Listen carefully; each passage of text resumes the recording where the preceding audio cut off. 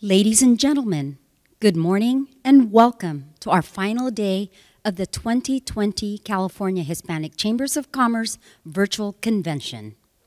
The CHCC would like to thank this year's sponsors: Southern California Edison, Wells Fargo, Bank of America, California Water Service, T-Mobile, Spectrum, JP Morgan Chase, Coca-Cola, Aetna, Energy Upgrade California, Facebook, Tito's Vodka, Telecu, California Water Association, Kaiser, Union Bank, Southwest Gas, Intuit. Thank you to all of our sponsors. Without you this week would not be possible. We also want to thank our strategic partners for this year's convention for their support and engagement with the CHCC: Latino Business Action Network, the Latino Coalition, Opportunity Fund, CHCC Small Business Development Center Affiliate Program, and Northern California SBDC Lead Center. Sac Valley Translations, Wansalting, and the 90-plus CHCC certified and affiliate members throughout California. They have been instrumental in making sure that small businesses are receiving resources during these times and continue to thrive. Now please welcome the California Hispanic Chambers of Commerce Chairman of the Board, Bob Gutierrez, and Vice Chairwoman, Veronica Corona. Well, good morning, everyone, and welcome to the third day of the CHCC Virtual Conference.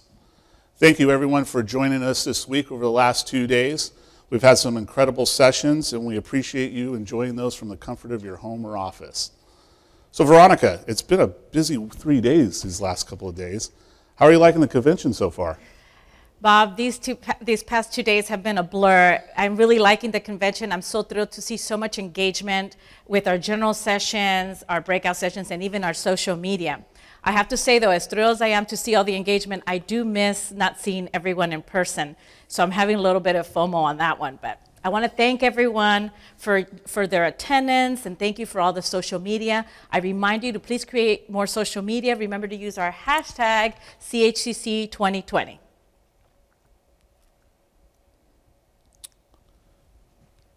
Now to welcome us this morning, our crew is on site with Northern Region Chair Carlos Solorzano for this morning's welcome remarks. Carlos, can you hear us?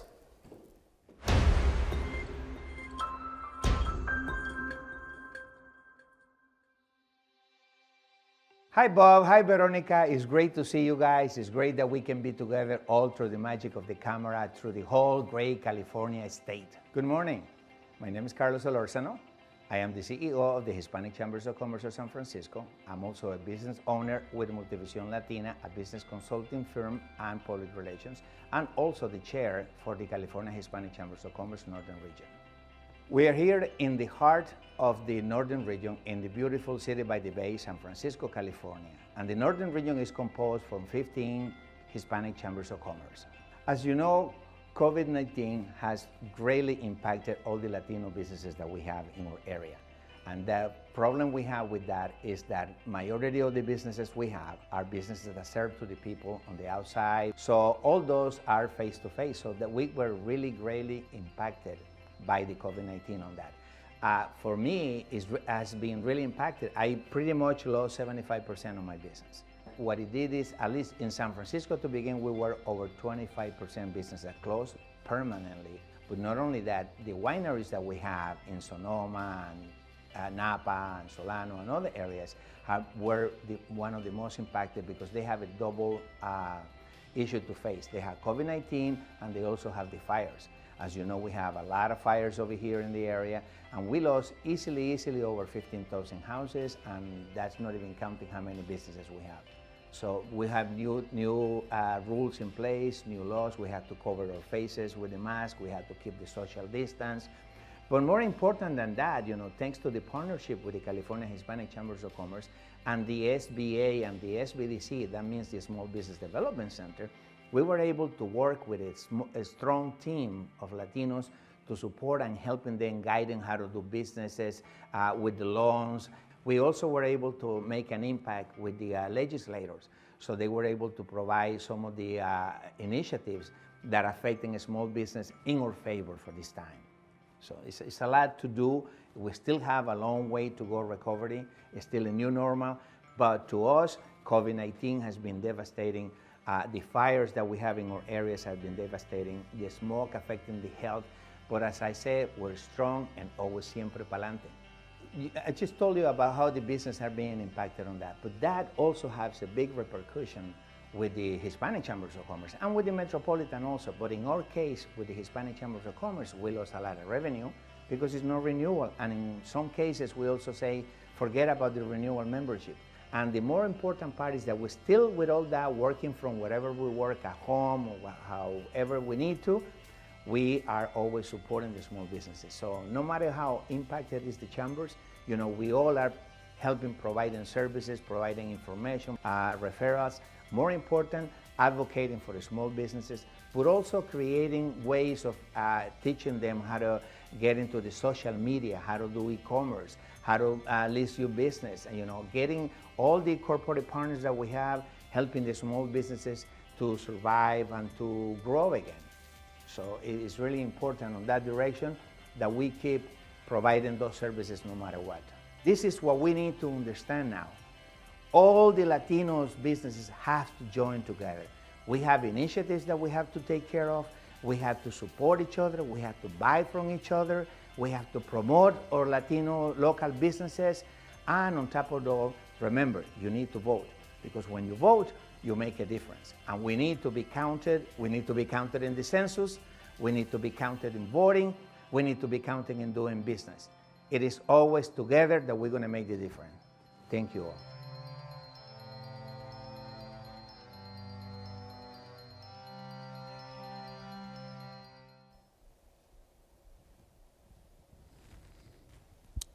And thank you, Carlos, and thank you for all the hard work you're doing in Northern Region. We really appreciate the efforts that you're putting forth there. This morning, we are pleased to have with us James Campos, who serves as the Department of Energy's Director of Economic Impact and Diversity. Mr. Campos is the department's designee on the White House Opportunity and Revitalization Council and the White House Council on Eliminating Regulatory Barriers to Affordable Housing and Development, and other White House interagency initiatives.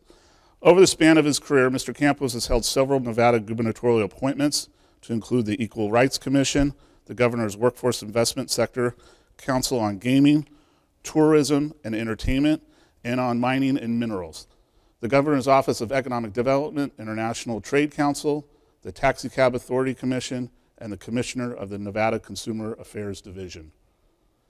Also, Mr. Campos has been a small business owner and an adjunct business professor. Please welcome Director Campos.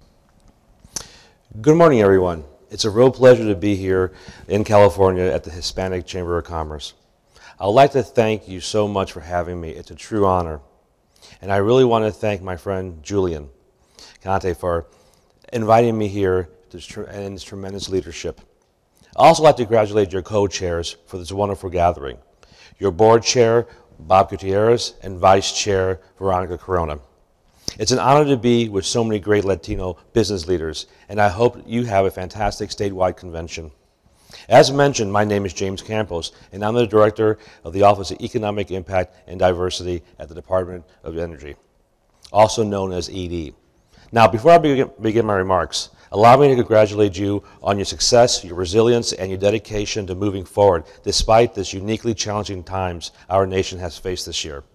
It's a true testament to your devotion to your businesses, community, and our nation. And that's why I think that your theme of momentum is not only fitting, but also a vision for the future. At the Department of Energy, and specifically at ED, we too are focused on the future. We are committed to making a difference and ensuring that the energy sector continues to thrive in the future with a skilled, prepared, and available workforce. At ED, our mission is to execute department-wide policies to strengthen diversity and inclusion goals affecting equal employment opportunities, small disadvantaged businesses, minority educational institutions, and historically underrepresented communities. You know better than I do, the access to the right talent and human capital is the key to meeting the workforce challenge of tomorrow. And increasingly, that workforce is diverse, which means our collective efforts must be inclusive and representative. And I know that you value inclusion and that you embrace differences and diversity. Now, according to the Census Bureau, 2019 was the first year in which non-whites and Hispanics were a majority of the people under the age of 16. Furthermore, by 2045, the nation would become a minority white at 49.7%, with Hispanics at 24.6%, African Americans at 13.1%, Asian Americans at 7.9%, and 3.8% multiracial. However, and this is a big however, women, African Americans, Hispanics, Native Americans are consistently underrepresented in both the STEM workforce and in STEM education. This really, truly needs to change, and change now. If we hope to remain a strong, thriving, and vibrant nation, this trend needs to change, as mentioned, and we need to put more effort forward in achieving this. It is an economic and national security imperative that we boost diverse representation in STEM and do so fast. And we can't just cruise in that direction, we have to step on the gas. Let me tell you about some of the ways our office, ED, is addressing this STEM talent challenge. We recently launched the Equity and Energy Initiative to support the nation's energy goals by fostering entrepreneurialism, innovation, and workforce partnerships across the country. Equity and Energy focuses on the importance of increasing interest and access to the energy economy for individuals in underserved communities. Interest and access is truly key for the 5 pillars that I'll describe, and is truly key for keeping our nation in a viable, sustainable course. It expands the inclusion and participation of individuals in underserved communities in all the programs at the Department of Energy and in the private energy sector, from women and minorities to veterans and to formerly incarcerated. Equity and Energy is working to secure America's national security and energy dominance through maximizing and engaging all human capital to ensure America's independence for generations to come. The core pillars of this initiative are workforce development, STEM enhancement, supplier diversity, and technical assistance. And last, energy affordability. Additionally, we'll focus on sub-pillars, technology and artificial intelligence and biotechnology, entrepreneurship, workforce readiness for formerly incarcerated persons, and opportunity zones. In addition, in this initiative, our office recently issued 10 grants on the Minority Education and Workforce Training Program, totaling almost $4 million. These financial awards focus on workforce development, technical assistance, capacity building, and STEM education and training. And these awards served over 60 opportunity zones. It's tremendous. Another program we are very, very proud of is the Minority Educational Institution Studentship Partnership Program, also known as MESEP. Since 2005, this program has offered talented high school, undergraduate, and graduate students an 8 to 10-week summer internship with DOE, both in the DC and several of our national labs throughout the country, and 3 national labs that obviously we have here in California. Traditionally, this program has been an in-person only. However, due to the recent COVID-19 pandemic, we were able to quickly adapt and improvise and move to a virtual platform. This year, the program provided over 43 interns an opportunity to earn money during the summer break and learn about the important work we do at the Department of Energy. The students all gained skills, gathered experience, built a network of peers and federal professionals, and got a sense of direction for where they wanted to take their careers. Over the years, we have had hundreds of MESEP interns go through the program, and there have been many, many great success stories.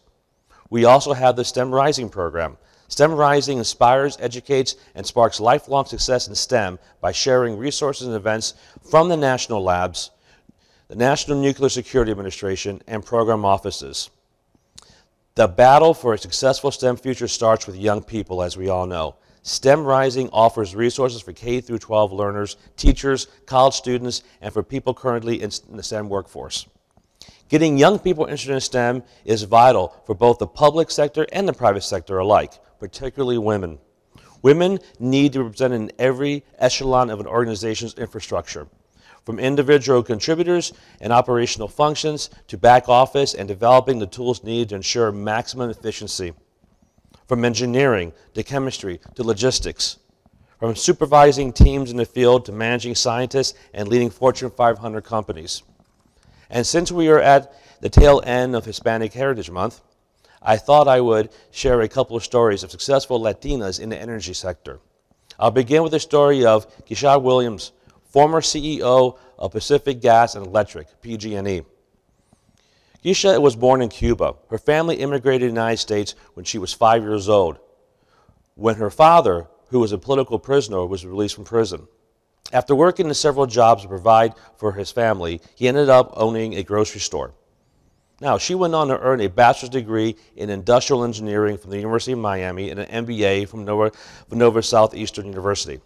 After university, she got a job as an engineer auditor with Florida Power and Light. In 2007, she went on to work for PG&E right here in California. 10 short years later, in March 2017, she became the first Latina CEO of the Fortune 500 company. Now, another fine example is Doreen Dominguez. Doreen was the chairman of Veneer Group of companies based in Sacramento. Veneer Energy is known for the largest solar thermal energy facility in the world, located in North Carolina. She currently serves as the American River Bank Board of Directors. She's a member of the Young Presidents Organization, member of the Latino Studies Board at Notre Dame University in South Bend, Indiana, and on the board of the New America Alliance. Doreen is the founder of the Dominguez Dream, a foundation memory in her late father, which serves elementary schools in underserved communities by empowering children to achieve their full potential in literacy and STEM.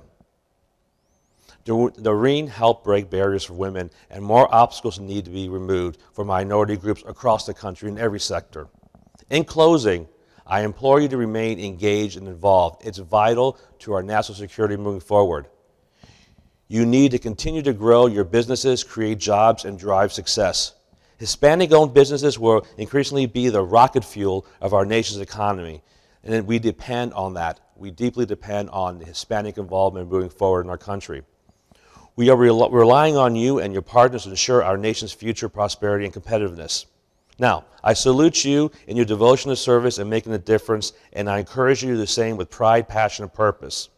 It's been a great honor to be here today. I can't say enough about the organization, what you do to continue, and how important it is for America to strive forward in your principles. I thank you very much. It's been an honor.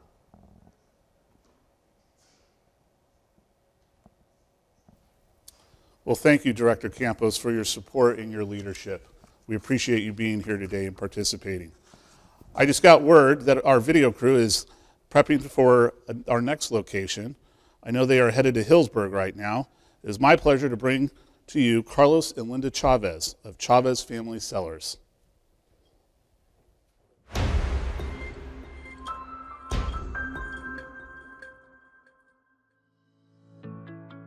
Hi everyone, so great to be here. We're here in sunny Hillsburg, California. We're located 1,450 feet above the Alexander Valley floor on top of a mountain. The Cabernet grapes that we source for our Carlin's Blend Cabernet Sauvignon are right behind us, and we hope that you have a fantastic time through the entire convention. Okay, I'm Carlos Chavez. Linda Chavez. And we own Chavez Family Cellars. So Chavez Family Cellars is located in Hillsburg, California, just about an hour north of San Francisco. We've been there since 2001, and we started Chavez Family Cellars in 2006.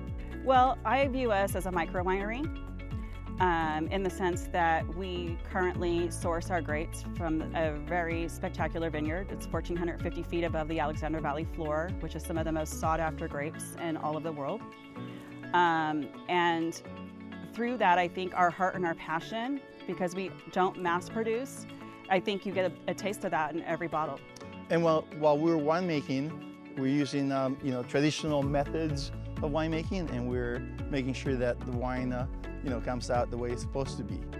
COVID-19 has definitely impacted our small micro winery in the sense that a lot of our sales come through restaurants.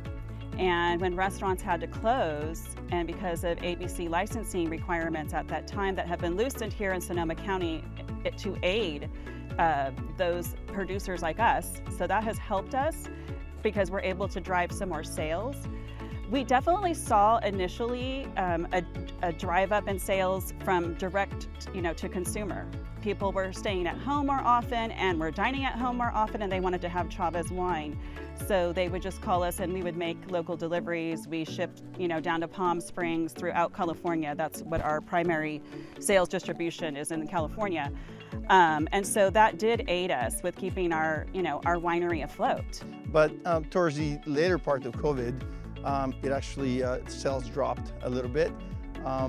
Restaurants weren't ordering as much. Actually, the restaurant business, for us, dropped, I say 80%, which is substantial. What happened was some of our competitors who have a huge inventory had dropped their prices 40, 50, 60% off wholesale.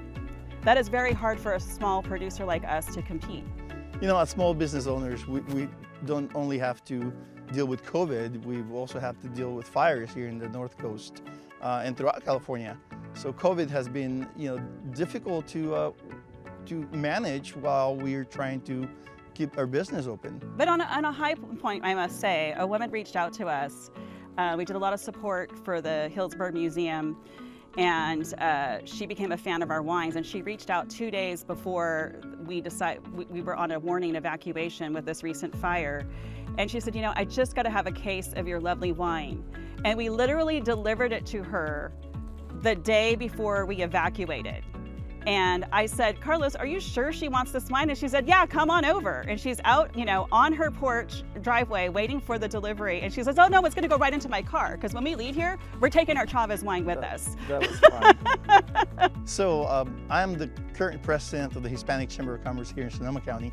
And we've been working really hard to keep our businesses knowledgeable about all the regulations that COVID has brought, into the businesses. And we've been working diligently at the Chamber to make sure that our businesses, we're aware of everything that came down the pipeline to help them. So I'm so happy to share with you guys our Chavez Family Cellars 2014 Cabernet. As you can see, we're behind. Our grapes are behind us. That's where we produce this wine out of. And Carlin's blend, I'm gonna open up a bottle for you guys. It's 5 o'clock somewhere, right? So if you're out there at the convention, and if you're out there having a good time. Yeah, don't be shy. The reality is, in this COVID situation, it's 5 o'clock all the time. So there you go. This is a 2014 bottle of Chavez Cabernet, produced from the Upper Alexander Valley. I'll add a little bit more to this, and a little bit more to my glass. Of course, you took more than me. So, cheers from Sonoma County, Chavez Family Cellars, a very small family-owned business. Support small businesses because, without small businesses, our economy would not be as good as it is. Right, and you can order at ChavezFamilyCellars.com. That's orders at ChavezFamilyCellars.com. And cheers to you. Enjoy the convention. We are there with you in spirit, virtually. Cheers. Cheers.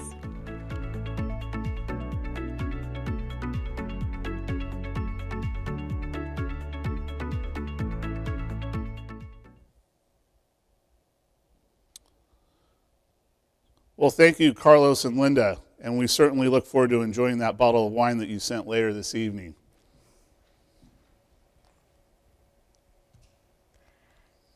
Mr. Chairman, well, I'm very impressed with the video, but I think we need a glass of wine now to celebrate. I have the pleasure of introducing our next speaker this morning is David Byrd, National Director of the U.S. Department of Commerce Minority Business Development Agency. Mr. Byrd is the 18th National Director of the agency. In his role, he oversees the development and implementation of agency initiatives, policy agenda, and federal grant programs.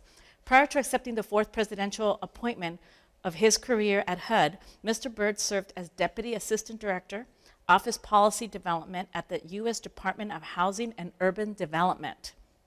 Joining us from Washington, D.C., it's my pleasure to introduce David Byrd, National Director of the U.S. Department of Commerce Minority Business Development Agency. Hello, my name is David Byrd, and I serve as the National Director of the Minority Business Development Agency. I'm excited to join you from our nation's capital, Washington, D.C., and hope you're having a wonderful virtual convention. I'd also like to wish everyone a happy Hispanic Heritage Month. What a better way to wrap the month up than by getting down to business. On behalf of MBDA, we're honored to be a supporter of CHCC 2020 Virtual Convention. We understand the importance of supporting Hispanic-owned businesses and media entities. We are excited to be part of this conference, and we couldn't be prouder of the commitment that CHCC has made to provide Hispanic-owned businesses with tools and resources needed to succeed. MBDA would like to acknowledge the efforts of our own organization is making to having a lasting impact and to help drive economic empowerment for Hispanic-owned businesses. Like CHCC, we at MBDA work every day to support the Hispanic community, which, according to the Census Bureau, is the largest minority group in the United States. Hispanic buying power and Hispanic-owned businesses will play an ever-growing role in our economy. As you already know, MBDA is the only federal agency solely dedicated to the growth and competitiveness of minority-owned businesses. We believe that minority businesses expand the U.S. economy, strengthen local communities, and support greater job creation. MBDA was, many of you know, was created in 1969 by President Nixon through Executive Order 11625. We are 51 years old as of last month, and we have advocated for the growth of minority-owned businesses, and we have seen it all. We know that COVID-19 disproportionately affects minority-owned businesses across this country, and MBDA is committed and continues to support the Hispanic business community with the deployment of federal funding under the CARES Act, which was passed earlier this year. Under this act, Congress has authorized $10 million in supplemental funding for education, training, and advising small and minority businesses in their recovery efforts from COVID-19. Grants were distributed to 30 existing minority business centers and national minority chambers of commerce, including the U.S. Hispanic Chamber of Commerce. And our regular work has not been interrupted over this summer. We have successfully begun and continued new initiatives. Our Enterprising Women of Color program, in which we have increased our investment. Women of color are the fastest growing segment of entrepreneurs in the United States. 25% of all new businesses in this country are started by women of color. Our inner city innovation hubs, which are designed to ensure that minority-owned businesses can benefit from America's innovation economy. And last month, MBDA announced the opening of 2 new business centers in Albuquerque, New Mexico, and Las Vegas, Nevada, cities that the data have shown large numbers of Hispanic-owned businesses. As a former business owner myself, I know firsthand how important it is for businesses to get the support they need through good times and bad. MBDA is a proud supporter of Hispanic Chambers of Commerce nationwide. It is our hope that this partnership will not only help sustain the growth of Hispanic businesses, but also see to it that they thrive in this economy. For more information, please visit www.mbda.gov. Thank you.